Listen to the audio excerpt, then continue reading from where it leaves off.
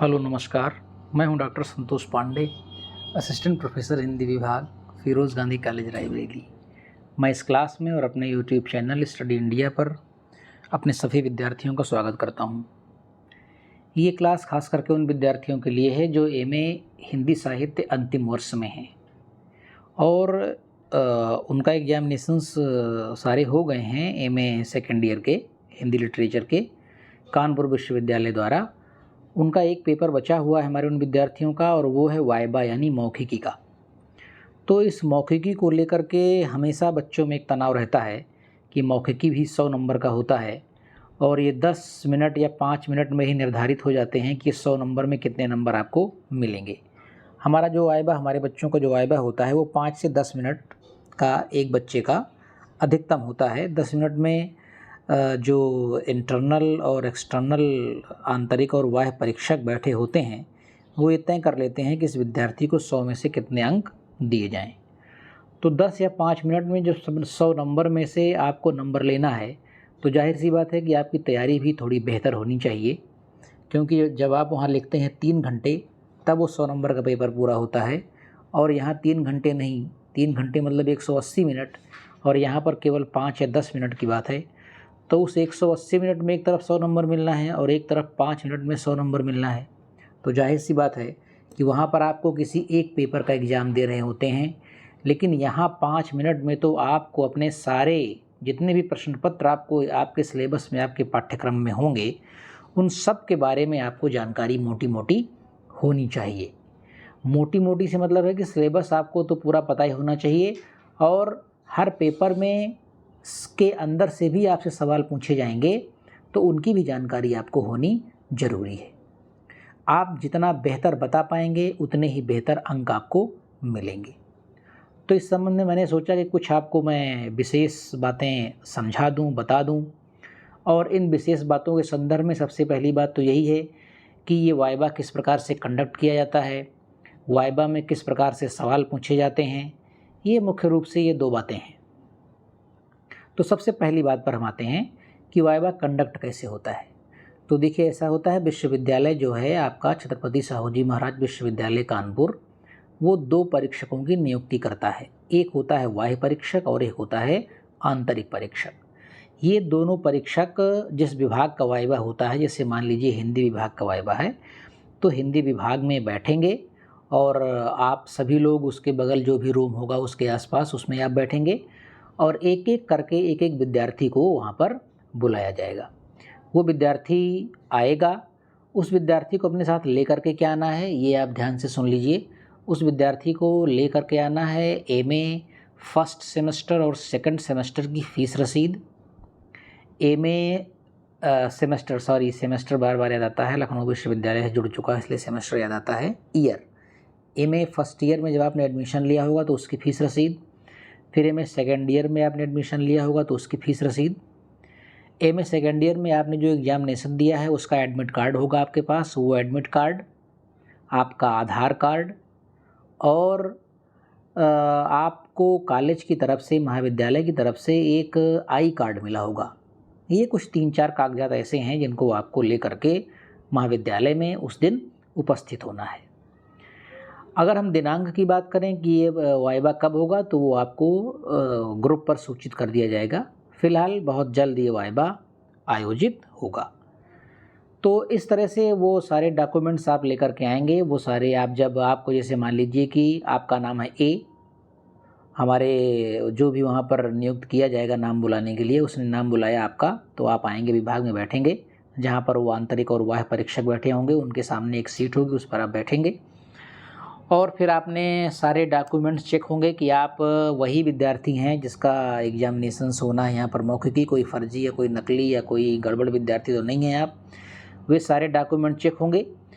जब document check होकर के फाइनल हो जाएगा तब आप मुखातिब होंगे अपने एक्सटर्नल और इंटरनल एग्जामिनर की ओर। इसके अतिरिक्त हिंदी विभाग के अध्यक्ष भी उस परीक्षा में बैठेंगे। हिंदी विभाग के अन्य प्रोफेसर्स भी उस परीक्षा में बैठ सकते हैं आपके मौखिकी में, और फिर आपसे एक एक करके बाकी सारे लोग आपसे सवाल पूछेंगे। हो सकता है कि ये एक कैंडिडेट से 10 से 12 या 15 सवाल पूछे जाएं। आप मान चलिए कि 10 से 15 सवाल पूछे जा सकते हैं।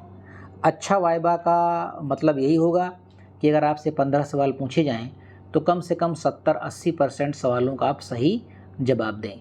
यानी अगर आपसे 15 सवाल पूछा गया तो 12 प्रश्नों का जवाब अगर सही देते हैं तो सर्वाधिक अंक मिलने की संभावना आपकी बढ़ जाएगी। बस इसके बाद वहाँ से आदेश होगा कि ठीक है, अब आप जाइए, आपका वाइवा हो गया और चुपचाप आप आइए और अपने घर चले जाइए। इस तरह से आपका वाइवा होगा। एक एक विद्यार्थी को बुलाया जाएगा, उनसे सवाल जवाब होगा और फिर आपका वाइवा समाप्त हो जाएगा। फिर आप देखेंगे, आप खुद समझ जाएंगे कि वाइवा हमारा कैसा हुआ। अच्छा हुआ तो अच्छे नंबर मिलेंगे, ख़राब हुआ तो थोड़े कम अच्छे नंबर मिल सकते हैं।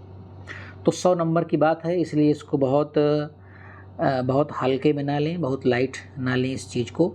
100 नंबर का सवाल है, 10 मिनट में ये सारे तय हो जाएंगे कि 100 नंबर में कितने अंक आपको मिलने हैं। तो सबसे पहले आप अपने आप को इस बात के लिए तैयार करें कि आपकी एंट्री अच्छी हो, आप आराम से जाएं, आपका ड्रेसअप अच्छा हो। एक विद्यार्थी का जो ड्रेसअप होना चाहिए वो ड्रेसअप आपका होना चाहिए।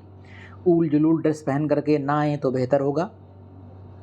ठीक है, बात समझ रहे होंगे आप मेरी कि आपको क्या पहन करके आना है, वो चाहे हमारे मेल कैंडिडेट हो चाहे फीमेल कैंडिडेट्स हो। तो आपका ड्रेसअप अच्छा हो, आप सौहार्दपूर्ण तरीके से अपना वाइवा करें, ये पहली शर्त है वाइवा की, ताकि लगे हमारे एक्सटर्नल और इंटरनल एग्जामिनर्स को कि फिरोज़ गांधी कॉलेज हिंदी साहित्य के जो विद्यार्थी हैं वे वास्तव में बेहतर विद्यार्थी हैं, अच्छे विद्यार्थी हैं, पढ़ने लिखने वाले विद्यार्थी हैं। ये सब भी तय करता है आपको कि अच्छा नंबर मिलेगा कि नहीं मिलेगा, क्योंकि ये वाइवा है, ये आपके पूरे व्यक्तित्व को तौला जाता है, आपके ज्ञान को भी तौला जाता है और आपके व्यक्तित्व को भी तौला जाता है। तो ये पहली बात हो गई। दूसरी बात ये हो गई कि आपसे क्या क्या पूछा जा सकता है, सिलेबस को लेकर के क्या क्या पूछा जा सकता है। तो सबसे पहले तो आपका पूछा जाएगा नाम आपका क्या है। अब जैसे मान लीजिए कि आपने अपना नाम कुछ बताया, जैसे मान लीजिए आपने नाम बताया अपना संतोष पांडे, तो हो सकता है एग्जामिनर सीधे सीधे पूछ ले कि इसका क्या मतलब होता है, इससे संबंधित क्या कोई मुहावरा है, कोई लोकोक्ति है, या इस नाम से संबंधित कोई नाटक, कहानी, उपन्यास लिखा गया है, किसने लिखा है। अगर लिखा गया होगा तभी पूछा जाएगा, नहीं लिखा गया होगा तो नहीं पूछा जाएगा। कुल मिलाकर के आपके नाम के संबंध में कुछ विशेष बातें की जाएंगी। आपके नाम का क्या अर्थ है, ये कम से कम तो आपको मालूम ही होना चाहिए कि आपके नाम का अर्थ क्या है। और उस नाम से जुड़ा हुआ अगर कोई साहित्यिक व्यक्ति है हिंदी साहित्य के इतिहास में, या उस नाम से जुड़ी हुई कोई कृति है, बहुत बड़ी कृति है, तो जाहिर सी बात है उस कृति के बारे में और उस व्यक्तित्व के बारे में आपको जानकारी होनी चाहिए। जैसे मान लीजिए कि मैं एक उदाहरण देता हूँ कि आपका नाम है दिनकर। अब आपने नाम बताया आप कि सर मेरा नाम दिनकर है, तो तुरंत सवाल आपसे पूछा जा सकता है कि दिनकर नाम से हिंदी साहित्य में कौन सा बड़ा रचनाकार है, जरा उसका पूरा नाम बताइए। तो आप बताएंगे सर ये रामधारी सिंह दिनकर। अब यहीं से सवाल शुरू हो जाएंगे। तो रामधारी सिंह दिनकर को कोई राष्ट्रीय स्तर का पुरस्कार प्राप्त हुआ है क्या? आप बताएंगे हाँ प्राप्त हुआ है। तो पूछा जाएगा फिर किस कृति पर प्राप्त हुआ है, कौन सा पुरस्कार प्राप्त हुआ है, या रामधारी सिंह दिनकर के लिखे हुए किन्हीं 3 काव्य कृतियों के आप नाम बता दीजिए, या किन्हीं 3 रचनाओं के नाम बता दीजिए। इस तरह से आपका वाइवा आपके नाम से भी शुरू हो सकता है और बाद में भी अन्य चीज़ें और भी पूछी जा सकती हैं। तो सबसे पहले तो आपको आपके नाम का अर्थ मालूम होना चाहिए। नाम के संबंध में कुछ और आपसे पूछा जा सकता है। जैसे मान लीजिए कुछ नाम आपका ऐसा है जो किसी बड़े प्रसिद्ध दोहे या चौपाई में आता है, जो बहुत आम दोहा चौपाई हो, कबीर का हो, रहीम का हो, बिहारी का हो, तुलसी का हो, सूर का हो, आम चौपाई हो, जो निरक्षर कम पढ़ा लिखा आदमी भी, जिसे पढ़ने लिखने का बिल्कुल भी ज्ञान ना हो, उसे भी वो चौपाई दोहा याद हो और उसमें आपका नाम आता हो, तो एग्जामिनर आपसे सीधे सीधे पूछ सकता है कि आपके नाम से संबंधित आपका नाम जिस दोहा चौपाई में आता है, कोई दोहा चौपाई का ऐसा आपको याद है क्या? अगर ऐसा आपको याद है कोई तो आप बताएंगे तो इसका प्रभाव बहुत अच्छा पड़ेगा हमारे एग्जामिनर्स के ऊपर।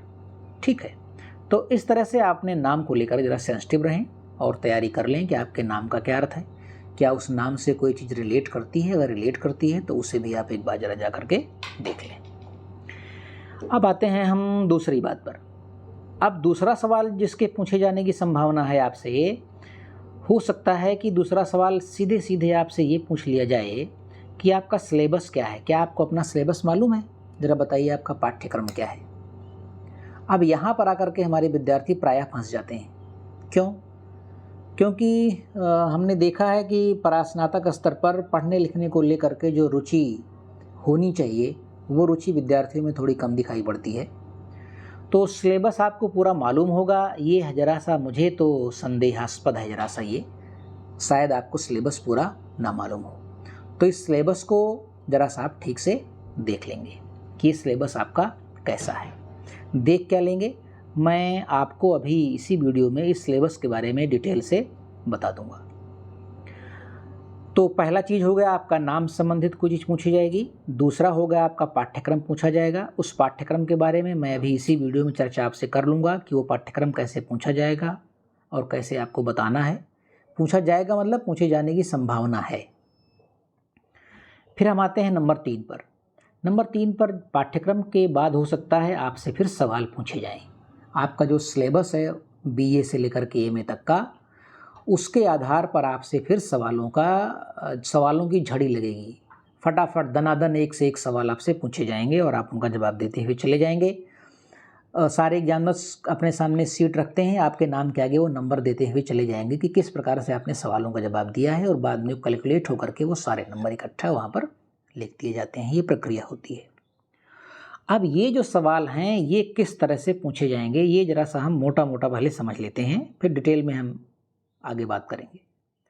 सबसे पहले तो हो सकता है आपसे हिंदी साहित्य के इतिहास के बारे में पूछा जाए, क्योंकि ये एक बेसिक चीज़ है। अगर आप एमए के विद्यार्थी हैं तो आपको हिंदी साहित्य का इतिहास निश्चित रूप से मालूम होना चाहिए। हिंदी साहित्य का इतिहास पूछा जाए कि हिंदी साहित्य का इतिहास लिखने वालों में कुछ बड़े लोगों का नाम बताइए, आप किन बड़े लोगों ने हिंदी साहित्य का इतिहास लिखा है।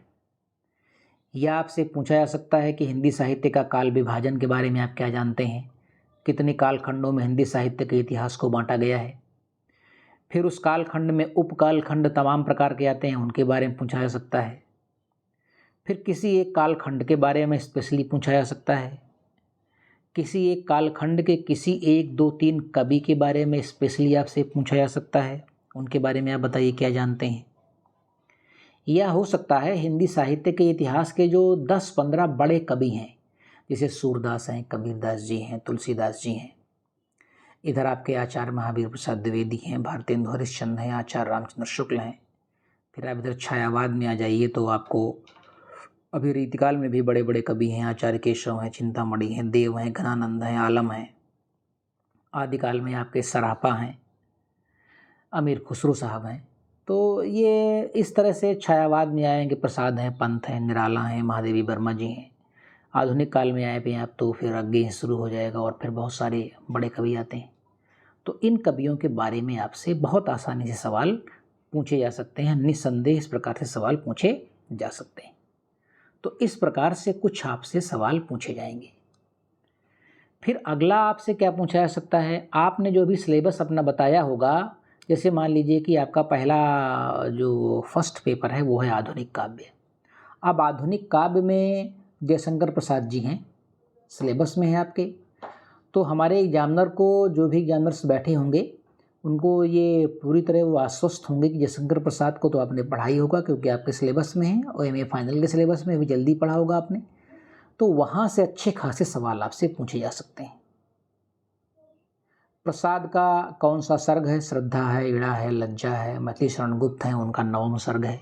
तो इन सब के बारे में भी आपसे सवाल पूछे जा सकते हैं। ठीक है, अब चलिए हम आपको इन सब के जवाब देंगे। मैंने पहले सवाल का आपको जवाब दे दिया है। पहला सवाल था कि आपका नाम पूछा जाएगा, किस प्रकार पूछा जाएगा, इसको मैंने बता भी दिया है कैसे पूछा जाएगा, आपको समझ में आ गया होगा। अब हम दूसरी चीज़ पर आते हैं कि आपसे पाठ्यक्रम पूछा जाएगा। तो मैं आपको स्क्रीन पर आपका पाठ्यक्रम एक एक करके बता दे रहा हूँ, समझा दे रहा हूँ कि इस पाठ्यक्रम के अंतर्गत आपसे किस प्रकार के सवाल पूछे जा सकते हैं। तो चलिए हम वो पाठ्यक्रम ज़रा देख लेते हैं। तो स्क्रीन पर आप देख रहे होंगे इस समय छत्रपति साहू जी महाराज विश्वविद्यालय कानपुर परास्नातक हिंदी पाठ्यक्रम के प्रश्न पत्रों का वर्गीकरण। अब ये जो पूरी पीडीएफ फाइल है इसमें एमए फर्स्ट ईयर और एमए सेकेंड ईयर दोनों के जितने भी पेपर्स हैं उन सब के बारे में बात की गई है। हम प्रायः एमए सेकेंड ईयर का पूछा जाता है, कभी कभी एमए प्रीवियस का भी पूछ लिया जाता है, लेकिन उसकी संभावना थोड़ी कम रहती है क्योंकि कोविड के दौरान क्लासेस चली नहीं हैं, तो शायद एमए प्रीवियस का परीक्षक आपसे न पूछे। लेकिन एमए फाइनल के सिलेबस को तो 100% आपसे पूछा जा सकता है, इसमें कोई दो राय नहीं है। तो हम सीधे चलते हैं अपने एमए सेकेंड ईयर पर। एमए सेकेंड ईयर के सिलेबस को हम देखते हैं कि हमारा पहला पेपर वहाँ पर क्या है। तो देखिए ये लिखा है एमए उत्तरार्ध हिंदी साहित्य प्रथम प्रश्न पत्र। प्रथम प्रश्न पत्र का नाम क्या है? आधुनिक हिंदी काव्य। आपसे सीधे सीधे पूछा जाएगा कि आप अपना सिलेबस बताइए। हो सकता है ये सवाल पूछ लिया जाए तो आपको पूरे सारे पेपर बताने हैं, या हो सकता है सीधे पूछ लिया जाए कि आपके प्रथम प्रश्न पत्र का नाम क्या है। तो प्रथम प्रश्न पत्र का नाम क्या है? आधुनिक हिंदी काव्य। आधुनिक हिंदी काव्य आपके प्रश्न पत्र का है नाम। ठीक है। अब यहाँ पर आप देखिए जो आधुनिक हिंदी काव्य है इसमें आपके पहले कवि हैं मैथिली शरण गुप्त जी। तो आपको अगर पूछा गया कि आधुनिक हिंदी काव्य में क्या क्या आपको पढ़ाया गया है या क्या आपने पढ़ा है, तो आप सीधे सीधे बताएंगे कि मैथिली शरण गुप्त को मैंने पढ़ा। मैथिली शरण गुप्त में क्या पढ़ा? तो आप बताएंगे साकेत। साकेत का 9वां सर्ग आपने पढ़ा है। फिर आपने क्या पढ़ा? जयशंकर प्रसाद को आप बता देंगे। क्या पढ़ा है? कामायनी पढ़ी। आप सीधे सीधे कामायनी के नाम ले लेंगे। सुमित्रानंदन पंत जी हैं, निराला हैं, महादेवी वर्मा हैं। सूर्यकांत त्रिपाठी निराला की कौन सी कविता आपने पढ़ी? सीधे सीधे सवाल पूछा जा सकता है। तो आपने क्या पढ़ी है? राम की शक्ति पूजा, बहुत बड़ी रचना है। तुलसीदास के प्रारंभिक 10 छंद और कुकुरमुत्ता, ये 3 कविताएं आपने पढ़ी हैं। हो सकता है कुकुरमुत्ता के बारे में पूछ ले हमारा एग्जामिनर आपसे कि कुकुरमुत्ता के बारे में क्या जानते हैं, कुकुरमुत्ता में कौन सी कहानी दी हुई है या किस सोशल एस्पेक्ट के बारे में बात करती है कुकुरमुत्ता नामक कविता। हो सकता है महादेवी वर्मा जी की कोई कविता आपसे पूछ लिया जाए कि महादेवी वर्मा कोई कविता एक सुना दीजिए हमको आप। तो इस प्रकार से आपको आपके सिलेबस के अंतर्गत वो सारी तमाम चीज़ें पूछी जा सकती हैं। इसके अतिरिक्त फिर वहीं आपके सिलेबस में रामधारी सिंह दिनकर भी हैं। तो रामधारी सिंह दिनकर का कौन सा? रामधारी सिंह दिनकर देखिए ये हैं, क्या है इनका? इनका है उर्वशी। उर्वशी का कौन सा अंक है? तो ये 3रा अंक है। फिर उसके बाद आपके सिलेबस में अज्ञेय भी हैं, सच्चिदानंद धीरानंद वात्स्यायन अज्ञेय हैं। तो सच्चिदानंद धीरानंद वात्स्यायन अज्ञेय के भी बारे में आपसे पूछा जा सकता है। तो कुल मिलाकर के आपको आपका पूरा सिलेबस अच्छी तरह से मालूम होना चाहिए। ये है फर्स्ट पेपर। फर्स्ट पेपर का नाम क्या है? तो फर्स्ट पेपर का नाम आपने देख ही लिया होगा, मैंने बता दिया आपको। फर्स्ट पेपर का नाम है आधुनिक हिंदी काव्य और इसमें मैथिली शरण गुप्त, जयशंकर प्रसाद, सुमित्रानंदन पंत, निराला जी हैं, महादेवी वर्मा, रामधारी सिंह दिनकर, अज्ञेय हैं और मुक्तिबोध, इतने कवि हैं। तो अगर मान लीजिए आपसे पूछा गया कि फर्स्ट पेपर में किसी 4 कवियों के नाम बताइए जिनको आपने पढ़ा है, तो कम से कम 4, नाक तो ना कटे आपकी, कम से कम पूरा नहीं जानते हैं, 8 कवि हैं तो कम से कम 4 कवियों के नाम तो आपको पूरी तरह से मालूम होना ही चाहिए। या आपसे पूछ लीजिए कि आपके जो फर्स्ट पेपर है उस सिलेबस में आप उन 4 पुस्तकों के नाम बताइए जो आपके पाठ्यक्रम में प्रस्तावित हैं। तो कौन कौन सी हैं? हम कहते हैं 2 ही पूछ ले। तो पहली आप साकेत बता दीजिए, दूसरी आप कामायनी बता दीजिए। उर्वशी भी आपके यहाँ है तो ये बता दीजिए कि सर कामायनी के 3 सर्ग हैं हमारे यहाँ, श्रद्धा, इड़ा और लज्जा। साकेत का हमारे यहाँ 9वां सर्ग है और उर्वशी का हमारे यहाँ 3य अंक है। ठीक। तो अभी देखिए, अभी मैं मैथिली शरण गुप्त, जयशंकर प्रसाद, पंत, इन सब पर वो अलग से क्या सवाल पूछा जा सकता है उनके बारे में भी बाद में बात करेंगे हम, ये ध्यान रखिएगा। अभी मैं सिर्फ सिलेबस पर बात कर रहा हूँ कि आपसे सिलेबस सीधे पूछा जाएगा कि सिलेबस आपका क्या है। तो इस तरह से आप अपना सिलेबस बता देंगे कि हमारा फर्स्ट पेपर है आधुनिक काव्य। फर्स्ट पेपर आपका क्या है? ये देखिए आधुनिक काव्य है और आधुनिक काव्य में क्या क्या है ये सारी बातें आप बता देंगे। उसके बाद फिर आ जाएंगे आप कहाँ? उसके बाद आ जाएंगे आप अपने सेकंड पेपर पर। सेकंड पेपर आपका द्वितीय प्रश्न पत्र क्या है? काव्य शास्त्र और साहित्यालोचन। काव्य शास्त्र और साहित्यालोचन में क्या क्या है आप देख लीजिए।